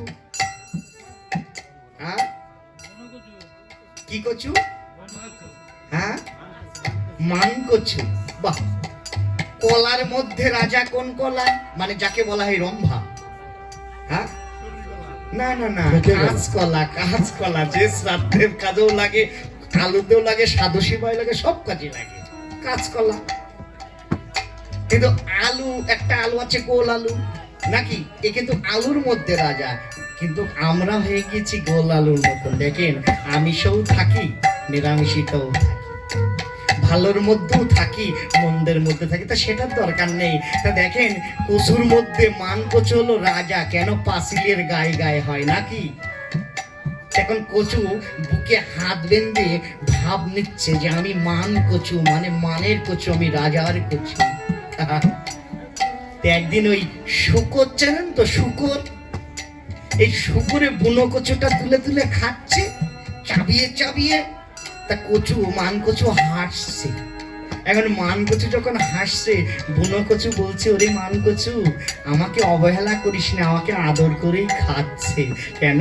মান কচু, মান কচু রে, তোর মতন আমাকে কুকাজ করাই না, আমি শোকাজের মধ্যেই থাকি, থাকি বনে জঙ্গলে, তবু আমার মান আছে। আমি কিন্তু জানিস, তুই বুনো কচু আর তুই মান করছো, কিন্তু তোকে যে কি অপমান করে তুই নিজেও জানিস না। তা কেন? বলছে, কেন আমাকে অপমান করে? হ্যাঁ, যার বাড়ির পাঁচিলের দ্বারে তুই হয়েছিস, সেই বাড়ির গেরস্তর স্ত্রী কি করে জানিস? সকালবেলা কাপড়টা মাজাই গুছে বাসি একার ছাই নিয়ে বলে, কচু তুই যত বড় মানালা হোস না কেন, তোর মুখে বাসি একার ছাই। হরি ভালো।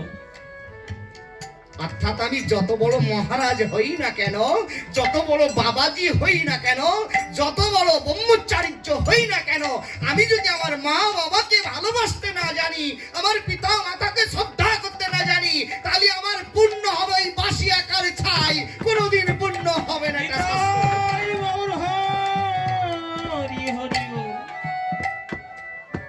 জয় রাধে। আর একটা কথা বলে যাব, ভাগবত বিশ্রাম দেবো, কষ্ট পাচ্ছেন কেন জানেন?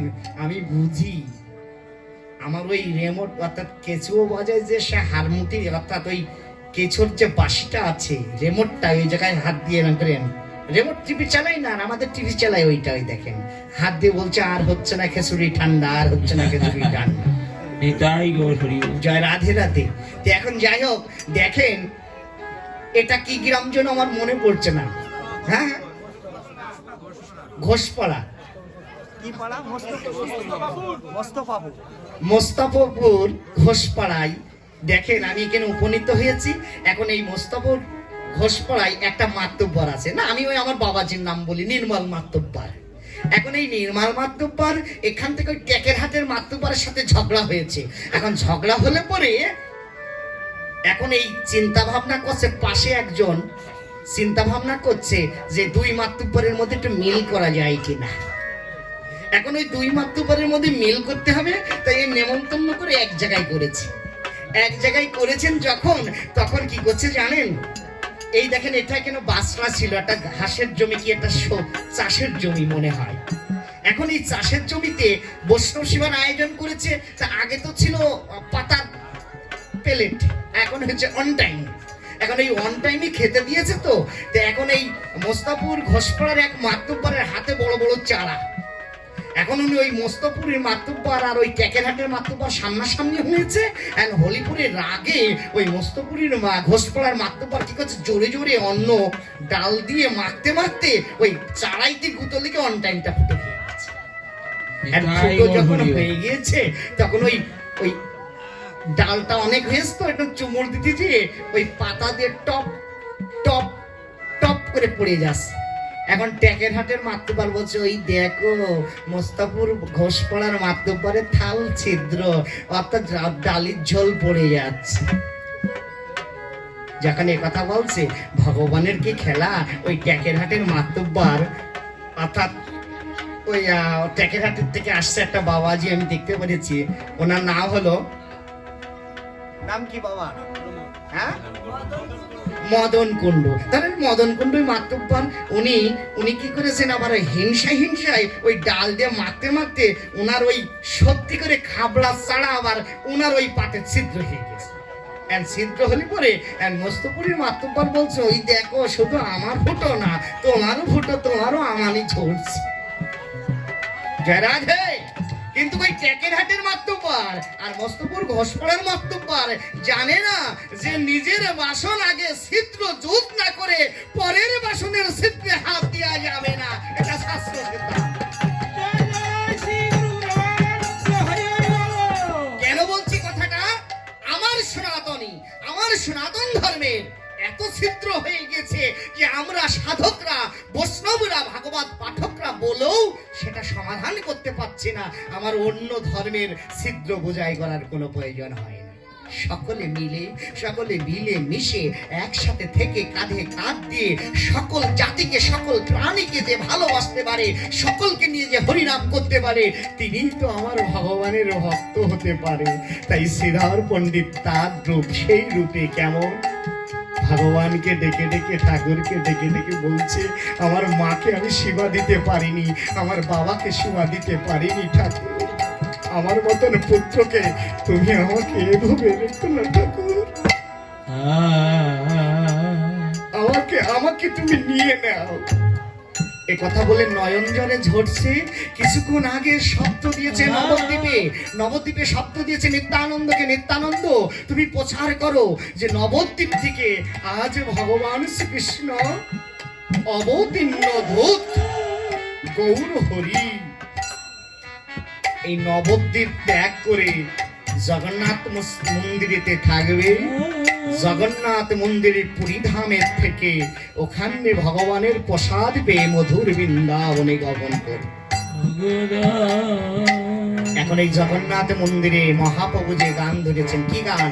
সেখানে মুকুন্দ দত্ত, বাসু দত্ত উপনীত ছিলেন। বাসু দত্ত আর মুকুন্দ দত্ত ছিলেন কি এই ভাগবত কীর্তনের, এই বৈষ্ণব কীর্তনে, কৃষ্ণ বলা বলিতে তিনি ছিলেন মহাশিল্পী। বাসুদেব দত্ত আর মুকুন্দ দত্ত। এই বাসুদেব দত্ত আর মুকুন্দ দত্ত কি বলছে? জয় জগন্নাথ, জয় জগন্নাথ, অনাথের নাথ তুমি, জয় জগন্নাথ। জয় সবাই গাবেন, সবাই জগন্নাথ, গাবেন। জয় জগন্নাথ, ই অনাথেরি নাথ তুমি, জয় জগন্নাথ। জয় জগন্নাথ, জয় জগন্নাথ, অনাথের নাথ তুমি, জয় জগন্নাথ। অনাথের নাথ তুমি, জয় জগন্নাথ। অনাথের নাথ তুমি, জয়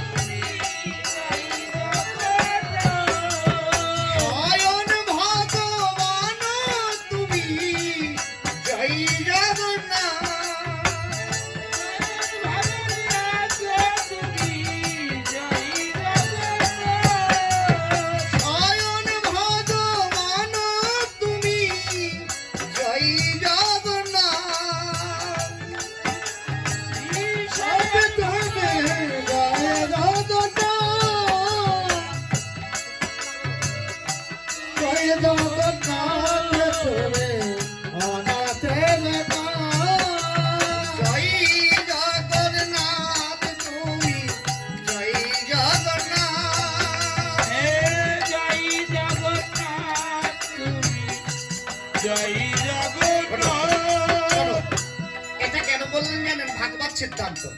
কি সিদ্ধান্ত? লক্ষ্য হীরা, যাকে বেশ্যা হীরা বলে গাল দিত, এই লক্ষ্য হীরা একদিন জগন্নাথ মন্দিরে গিয়েছিলেন পুরী ধামে। দাড়ি তাকে ঢিকতে দিয়েছিলেন না। কেন? লক্ষ্য হীরা বলেছিল, দাড়ি আমাকে একটু জগন্নাথের সাথে দেখা করাবে। তা বললো না, তোমাকে দেখানো করা যাবে না। তোমার নাম কি? তা বললো আমার নাম লক্ষ্য, সবাই ডাকে আমাকে বেশ্যা হীরা বলে। বললো না না না, ছি ছি ছি ছি, বেশ্যা হীরার সাথে জগন্নাথের সাথে দেখা হয় না। বললো তুমি যে বলো আমি হরিদাসের ভক্ত, আমি এসেছি জগন্নাথের সাথে দেখা করতে। বললো না না, জগন্নাথ কেবল সেবা করে বিশ্রামে আছে। বললো না, একবার না দুবার নয় তিনবার না পাঠিয়ে যখন দিলে, এবার যখন বলছে দাঁড়ি হবে না, চতুর্বারের বার। লক্ষ্যেরা বলেছিল তুমি যে জগন্নাথের কাছে প্রশ্ন করবে, তুমি জগতের জগন্নাথ না শুধু পুরী ধামের জগন্নাথ।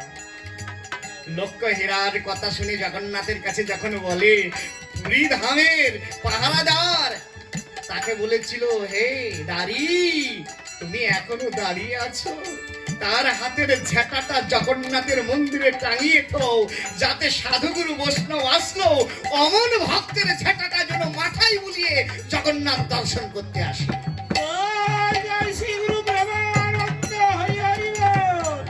তিনিও ছিলেন নারী। হ্যাঁ, তাই তো এখানে পদকর্তা বললেন কি, জয় জগন্নাথ তুমি, জয় জগন্নাথ।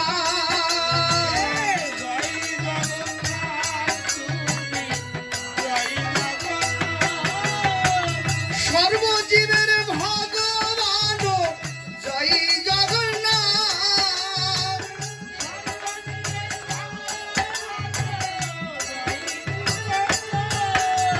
সুভদ্রায়ার বলরাম জয় জগন্নাথ।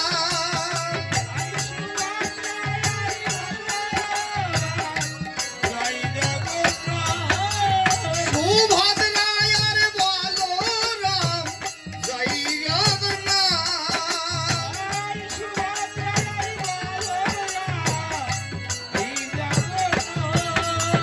কদন ভরে বাহু তুলে বলো জয় জগন্নাথ।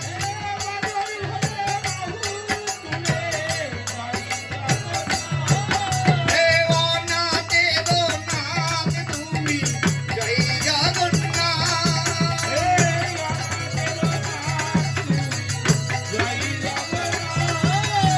অনাথের নাথ তুমি জয় জগন্নাথ। তাই ওর হরি বল।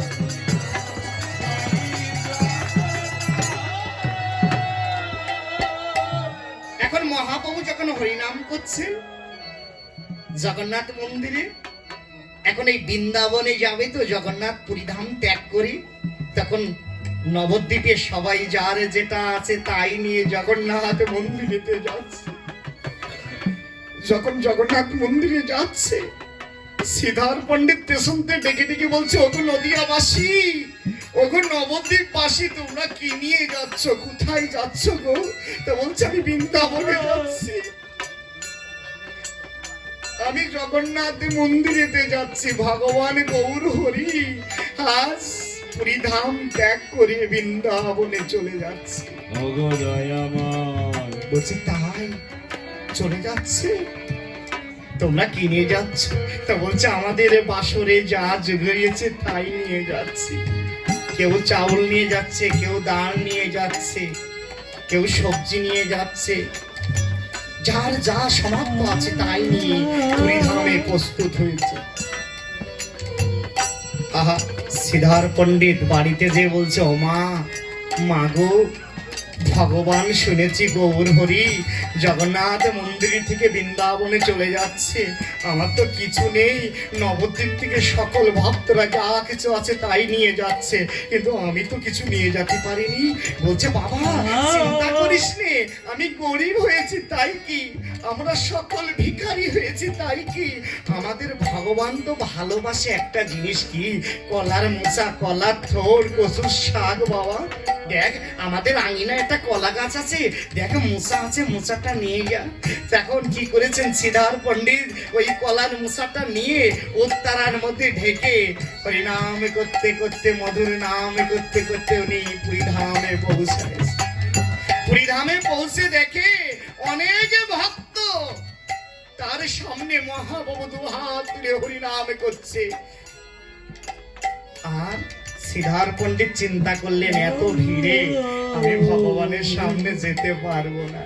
সবাই তো বড় বড় ভক্ত, সবাই তো ধনী ভক্ত, সবাই তো ভগবানের টাকাওয়ালা ভক্ত, সবাই তো বাড়ি গাড়ির ভক্ত। আমার মতন কাঙাল ভক্ত তো নয়, আমি তো কলার মোচা নিয়ে আমার ভগবানের কাছে যেতে পারবো না। তাই এক কোনায় দাঁড়িয়ে আছে, ঠিক ঠিক বাসটা হেলান দিয়ে, একটা ঘরের দেয়ালটা হেলান দিয়ে দাঁড়িয়ে আছে। অন্তর্যামিনে ভগবান আমার কি করলেন জানেন? বাবা কি হচ্ছে বাবা, একটুখানি আমি শেষ করে দিচ্ছি। ছাউন আসলে ভাগবত হয় না বাবা, হ্যাঁ আমি ছেড়ে দিচ্ছি বাবা। দেখেন তখন কি করলেন জানেন? শ্রীধর পণ্ডিত একভাবে দেয়ালটা হেলান দিয়ে দাঁড়িয়ে আছে। মহাপ্রভু অন্তর্যামিন ভগবান কি বলছে জানেন? অনিতাই অনিতাই, ও শ্রীবাস, যে শ্রীবাস ছিলেন স্বর্গে, যে শ্রীবাস ছিলেন গোলকপুরে, যে শ্রীবাস ছিলেন বৈকুণ্ঠ ধামে, ভগবান বিষ্ণু অবতীর্ণের পরম ভক্ত দেবশ্রী নারদ মুনি, সেই শ্রীবাসকে ডেকে ডেকে বলছে, শ্রীবাস একবার দেখ না আমার ভক্ত এসেছে। ওই দেখ, বলছে প্রভু কে এসেছে? ওই দেখ, একটু দেখ না আমার শ্রীধর এসেছে, একটু দেখ না আমার শ্রীধর এসেছে। অন্তর্যামিন ভগবান ভক্তকে খুঁজে নিচ্ছে, ভক্তকে খোঁজা লাগে না। ভগবান যদি পরম ভক্তের ভক্তের মতন হয়, ভক্তের মতন ভক্ত হলে ভগবান নিজেই খুঁজে নেয়। এটা ভাগবত বললেন। ওই শ্রীধর, আমাকে শ্রীধরকে ডেকে নিয়ে এসে দে না। মহাপ্রভুর এই কথা শুনে নিত্যানন্দ উকি ঝুঁকি মেরে বলছে, না তো প্রভু শ্রীধর আসেনি। বলছে না, এসেছে, তুমি দেখো অনেক ভক্তের ভিড়ে আমার পরম ভক্ত শ্রীধরকে খুঁজে পাওয়া যাচ্ছে। তুমি একবার দেখো আমার শ্রীধর আছে, তুমি আমার শ্রীধরকে একটু দেখে নিয়ে এসে দাও। নিত্যানন্দ আমার শ্রীধরকে দেখে বলছে, শ্রীধর তুমি একটু এসো না, আমার প্রভু তোমাকে ডাকছে। শ্রীধর আমার এসে প্রভুর শ্রীচরণে প্রণাম করছে। আর কি বলছে জানেন? ও গো ব্রজবাসী গো, ও ব্রজবাসী, আমার পানে ফিরে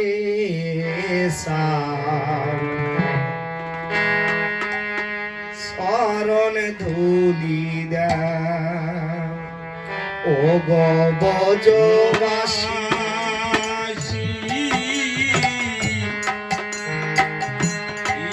আমার প্রাণে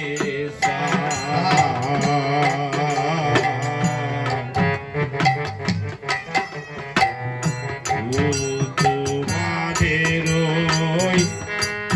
চরণ ধুলি ও গো ব্রজবাসী,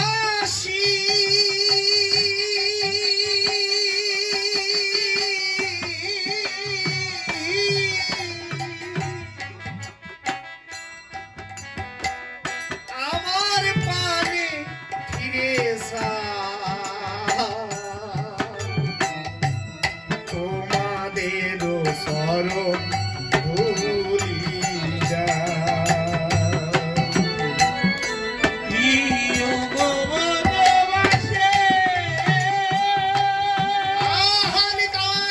গৌর হরিবল হরিবল হরিবল।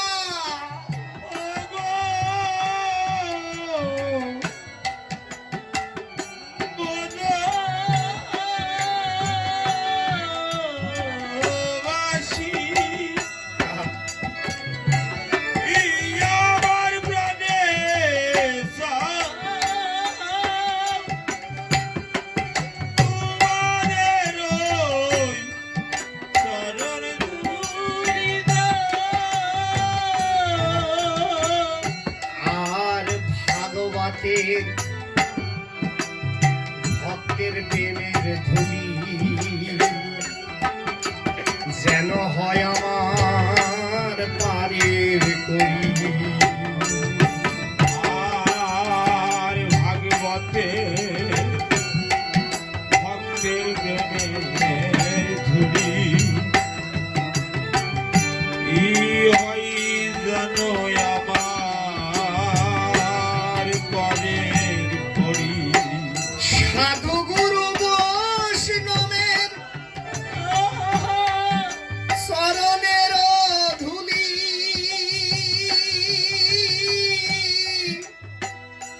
হয় যেন আমার পারের করি।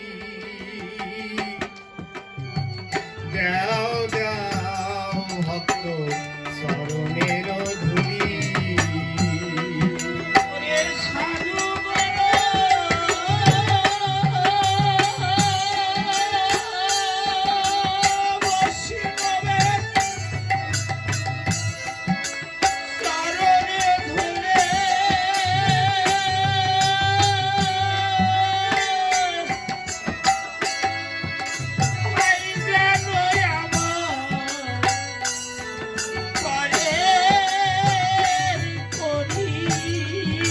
আমি প্রেমানন্দে বাবু তুলে যেন হরি হরি হরি।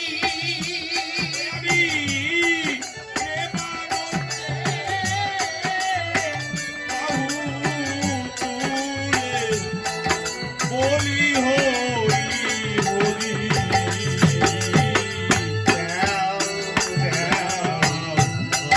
দেও ভক্ত তোমাদের চরণ ধুলি।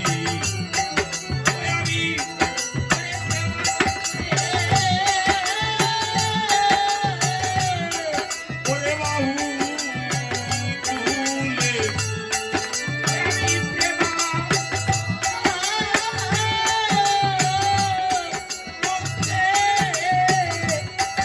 ওরে বাহু তুলে হরি হরি হরি ও যাও যাও তাই গোর হরি বলে ডুলু ধ্বনি দেন শঙ্কের ধ্বনি।